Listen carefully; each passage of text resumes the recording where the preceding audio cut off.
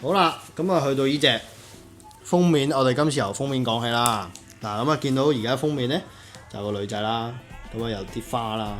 下次你可能見到佢哋就可以聞到佢哋啦，因為呢個就係我哋旗下廠牌嘅一個樂隊嘅作品嚟嘅。咁佢就叫做 Brick City 啦。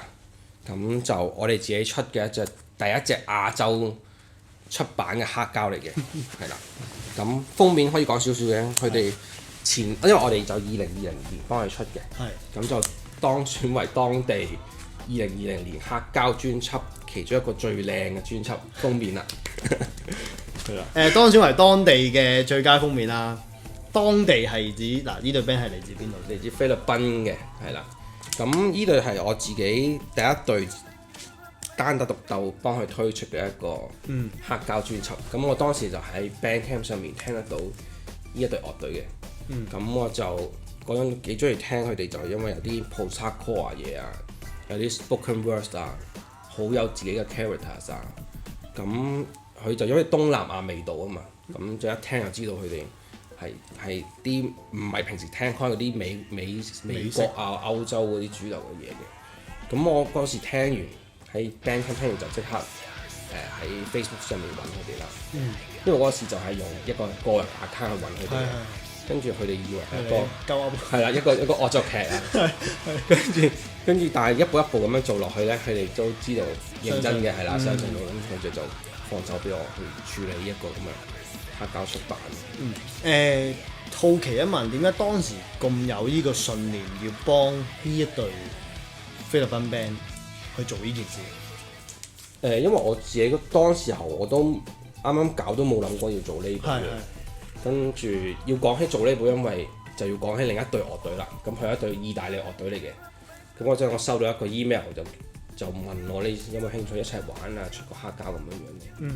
咁嗰陣就開始咗做呢部呢條路啦。即係 before 呢個。before 呢個，嗰個就係同幾個 label 一齊合作嚟做。你就係代表亞洲。係啦，亞洲其實好少呢啲 label 嘅。OK。係啦。咁點解我想揾一隊亞洲 band 咧？因為我哋身處喺亞洲啊嘛，咁好少會有 label 會出啲 post-hardcore 嘅黑膠專輯啊，或者實體專輯其實都好少會出啲咁 underground 咁重型嘅嘢。咁我就係想揾一啲自己中意嘅嘢 share 俾人哋去聽。所以就當時就即刻去 Facebook 揾佢哋啦。係啦，跟住佢哋仲喺出咗隻膠之後，佢哋仲係一啲唔知菲律賓傳媒講呢個故事咯，就佢哋。見到我 send 個 test pass 嗰段片過去，佢就話流咗滴眼淚。係。好嘅。呢隻碟有幾首歌？2首歌，12首歌，兩邊加埋12首歌啦。咁我自己第一印象咧就係佢 scream， 佢有 scream 啦，但係佢 scream 咧就唔係噓曬嘅，佢突然間會噓下咧就會加兩句係好似講嘢咁樣。係啦。呢個就係嗰個主音嘅特色嚟嘅。係啦。即係好似加啲 spoken words 落去咁樣嘅。你仲可以睇下佢哋 live 嗰啲咧，佢有首歌咧叫做喺第二邊第一首歌嘅，叫做 Common Remedies for Contemporary People，係啦。咁佢就中間一段靜嘅位，鋼琴嘅聲。咁佢哋喺現場嗰陣，佢就講一啲自己嘅理論啊，唔知點樣咁樣就嗌咁樣。咁嗰個位佢就跟住就入一個大合唱嘅位嚟，跟住嗰個位就好 touch 到啲現場嘅氣氛啊。係現場係應該幾正，咁我都安排緊佢哋過嚟香港玩下咁，所以個封面係咩意思？你到時候可以問下佢哋啦。我到時可以現場問。係啦。係呢隻會係比較近代少少啦。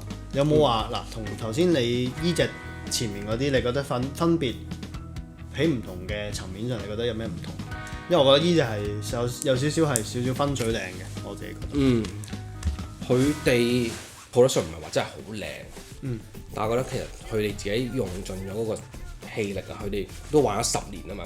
咁啱我係就喺嗰個 Facebook page 揾到佢哋，就係嗰個時候，咁就可能即係時間嘅吻合性咯。我哋咁啱就做到呢回事出嚟。我自己聽呢隻嘅時候，佢會多少少旋律性嘅嘢，係啦，同埋會多多啲近代少少嘅 breakdown 嘢咯，我哋覺得多過之前我哋頭先介紹嗰啲emo 嘅人。係啦，佢有一首歌咧好得意嘅，佢就致敬一個post-hardcore 嘅樂隊叫 Tall Share Boy。咁差唔多半成個旋律就擺咗落去嘅。咁其實我哋一聽啊，覺得哇好得意啊，好有玩味性啊，同埋佢唔止首歌啦，咁佢哋有啲歌好似叫做 Love Tina 咁樣嘅。咁入邊係一個叫做 Family Guy 嘅卡通片，即係一個肥肥地。你上網 search 可能我張圖擺喺度，係 Family Guy 嘅一啲獨白或者一個 memes 嘅一個句子，就攞嚟做歌詞。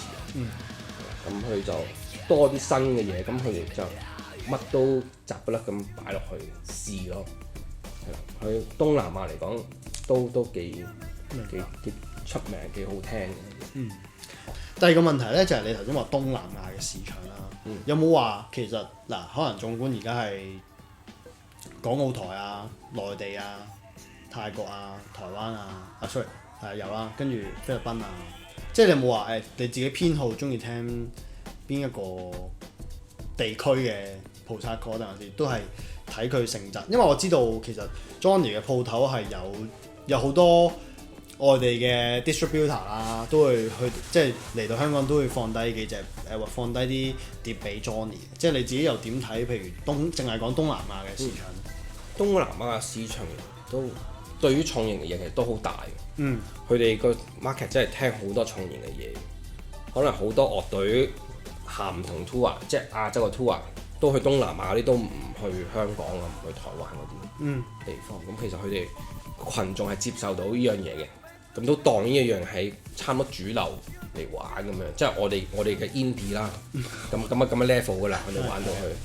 咁其實嗰邊 market 大嘅，但係可能消費能力就冇咁高。咁要喺啲地方平衡翻少少，睇下點樣 target 到佢哋嗰啲地方，因為都難嘅。如果香港做想推廣啲實體音樂出去咧，成本都幾高嘅，有時候運費啊嗰啲。係咪要轉嫁俾東南亞嗰啲顧客咧？咁但係佢哋個能力都冇咁高，經濟能力都冇咁 support 得到喎。咁有時要衡量呢啲嘢咁樣。再跳多一個問題啦，就係你多唔多會？你鋪頭會唔會有呢個寄去海外嘅服務咧？有啊。即係可以點樣做到呢件事咧？都係多謝香港郵政幫手。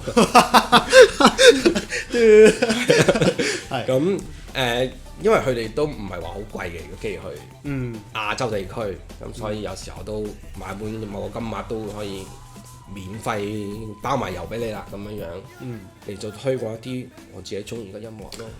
或者咁樣啦，嗱，我如果作為一個我移咗民嘅香港人啦，我喺英國咁樣先計啦，我想買你嘅黑膠要點樣做啊？有啲咩步驟你講下？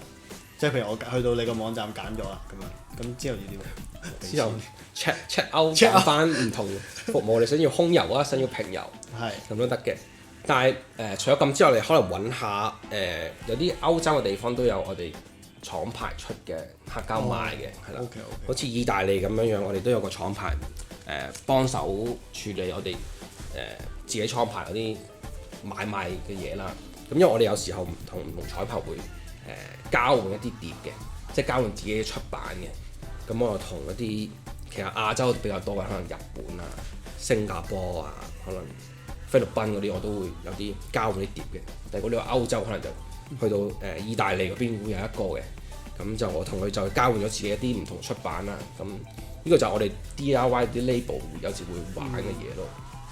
咁通常好啦，咁我來完單俾晒錢，大概啦，俾個 rough 嘅數，我要等幾耐？空郵可能2個禮拜內啦，平郵就3至4個月咯。明白。係啦。咁所以如果觀眾想揾啊 Johnny 訂啲黑膠啊，特別係 emo 啊、punk 啊、post-hardcore 咧，就可以睇下佢嘅 website 啦，同埋佢嘅 IG 啦，或者真係好似頭先佢所講，去到外國嘅一啲黑膠廠牌，去揾到佢哋合作嘅嘢買啦。